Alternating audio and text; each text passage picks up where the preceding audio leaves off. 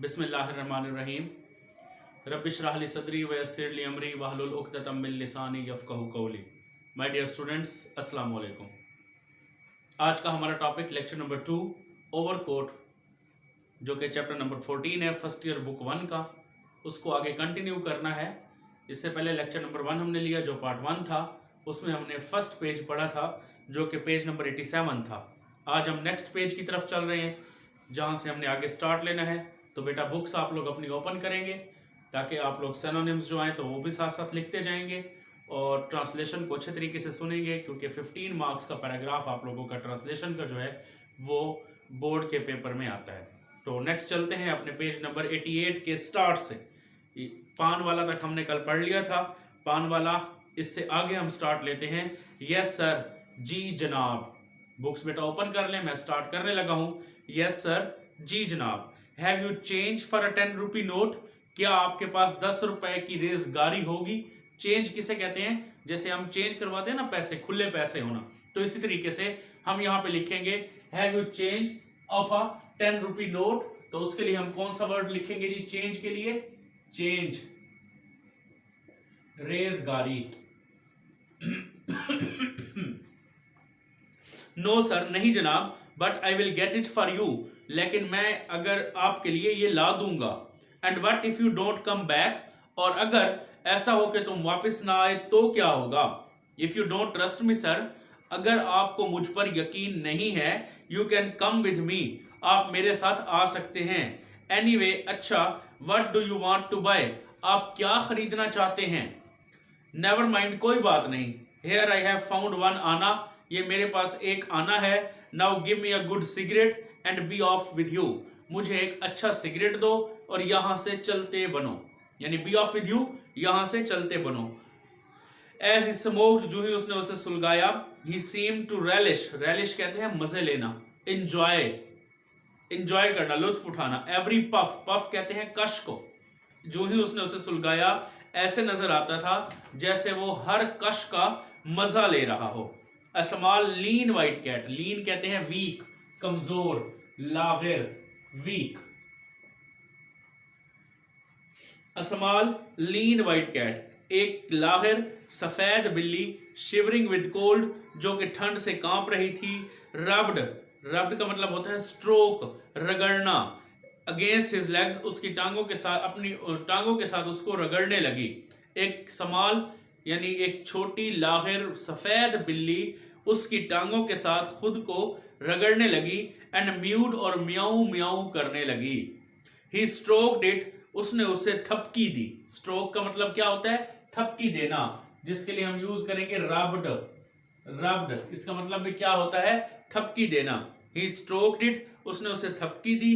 And it left up, left up, jumped up, उसने jump लगाया, उछली ऑन टू द बेंच, और bench पर आ गई, और वो उछल कर बेंच पर आ गई। स्मूथिंग इट्स फर, स्मूथिंग का मतलब क्या होता है? रब, हाथ फेरना। इसके लिए भी हम यही यूज करेंगे, smoothing, SMOOTING। Smoothing it's fur means rubbed. Fur कहते हैं इसके बाल जो होते हैं ना जानवर के, उनको फर कहा जाता है। स्मूथिंग इट्स फर, ही मटर्ड, उसके बालों में हाथ फेरते हुए वो बड़बड़ाया। मटर का मतलब क्या होगा? विस्पर, सरगोशी करना, WHISPER, विस्पर हम लिख सकते हैं, विच मीन्स सरगोशी करना। वो बड़बड़ाया। पुअर लिटिल माइट, माइट यहां पे क्या है? क्रिएचर, मखलूक, CREATURE, क्रिएचर, मखलूक, बेचारी छोटी मखलूक, यानी बेचारी छोटी बिल्ली। After few minutes he got up, और चंद लम्हों के बाद वो उठ खड़ा हुआ। By now it was past 7, अब 7 बज चुके थे। He started off again along the mall, उसने दोबारा मॉल रोड के साथ चलना शुरू किया। An orchestra could be heard playing in one of the restaurants, एक रेस्टोरेंट में ऑर्केस्ट्रा बज रहा था, बजा जिसे वो सुन सकता था। Many people had collected outside, कई लोग बाहर जमा थे। मोस्टली देवर पासर्स बाई, ज्यादातर राहगुजीर थे। A few drivers of the waiting taxis and tongas, labourers and beggars. A few drivers, कुछ ड्राइवर्स थे, ऑफ द वेटिंग टैक्सीज, जो कि टैक्सियों टांगों के इंतजार में थे। लेबरर्स मजदूर एंड beggars और भिखारी भी थे। Some fruit vendors, vendors sellers, फरोश फल फरोश, फ्रूट वेंडर्स यानी फ्रूट सेलर्स जिसको हम कहेंगे फल फरोश। सम फ्रूट वेंडर्स, कुछ फल फरोश, हैविंग सोल्ड देयर फ्रूट, जिन्होंने अपने फल बेच लिए थे, were also standing around with their empty baskets, तो अपनी खाली टोकरियां लिए इर्द गिर्द खड़े हुए थे। These people outside seemed to be enjoying the music more than those who sat inside. बाहर खड़े हुए लोग म्यूजिक का, मौसीकी का ज्यादा लुत्फ उठा रहे थे बजाय उन लोगों के जो अंदर बैठे थे। For they were listening in silence, अगरचे वो खामोशी से सुन रहे थे। Though the music was foreign, और मौसीकी बदेशी थी, गैर मुल्की थी। The young man also stood and listened for a moment. नौजवान आदमी उठा, एक लम्हे के लिए सुना, then walked on, और फिर आगे चल पड़ा। A few minutes later, चंद लम्हों के बाद, he found himself outside a large western music shop. उसने खुद को एक बड़ी मगरबी मौसीकी की दुकान के बाहर पाया। Without hesitation, he went in. किसी भी घबराहट के बगैर वो अंदर दाखिल हुआ। There were musical instruments of different kinds. वहाँ पर मुख्तलिफ किस्म के इंस्ट्रूमेंट्स, आलात रखे हुए थे। Arranged on shelves around the wall. दीवारों के साथ ताकचों पर तरतीब से मुख्तलिफ मौसीकी के आलात रखे गए थे। On a long table, एक लंबी मेज पर attractively, beautifully displayed show, नुमाइश की गई थी।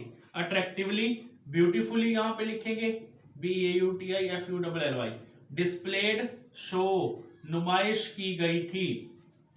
Attractively displayed, एक लंबे मेज पर were the latest hit songs, ताज़ा तरीन मकबूल गानों की नुमाइश की गई थी। A Spanish guitar was hanging on the wall, एक हस्पानवी गिटार दीवार पर लटका हुआ था। He examined it with the air of connoisseur. Air of connoisseur कहते हैं नुक्तादान के अंदाज में। Critic, connoisseur का मतलब क्या है? Critic, CRITIC, एक्सपर्ट भी इसके लिए हम यूज करते हैं, expert. An air of connoisseur, उसने एक नुक्तादान के अंदाज में उसको मुआयना किया। And studied the price label attach to it, और उस पर लगी कीमत के लेबल को पढ़ा। Then a huge German piano diverted his attention. Divert, distract, इसको हम क्या कहते हैं जी? डिस्ट्रैक्ट, यानी उसकी तवज्जो अपनी तरफ मबजूल कराई। एक जर्मन पियानो ने अपनी तवज्जो उसकी तरफ कराई। Lifting the cover of the keyboard, उसके कीबोर्ड के कवर को उठाते हुए, he played a few notes, उसने कुछ धुनें बजाई। एंड क्लोज इट अगेन, और उसे दोबारा बंद करके रख दिया। One of the salesman came up, उन सेल्समैनों में से एक आदमी उसके पास आया। गुड इवनिंग सर, शाम बखैर जनाब। ही सेड, उसने कहा, can I help you sir, क्या मैं आपकी मदद कर सकता हूं? नो थैंक यू, नहीं आपका शुक्रिया। The young man said with an air of indifference, indifference carelessness, uninterested,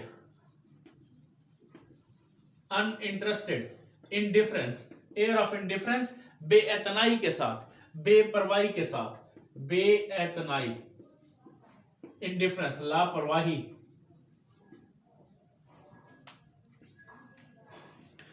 the young man said with an air of indifference, नौजवान आदमी ने बेपरवाही के अंदाज में कहा। Then suddenly, as if remembering something, he called out, फिर अचानक गोया कि उसे कुछ याद आया हो, वो बोला, वो चिल्ला उठा, ओ यस, ओ हाँ, could you let me the list of this months gramophone records, क्या आप मुझे इस महीने के ग्रामोफोन रिकॉर्ड की लिस्ट मुहैया कर सकते हैं?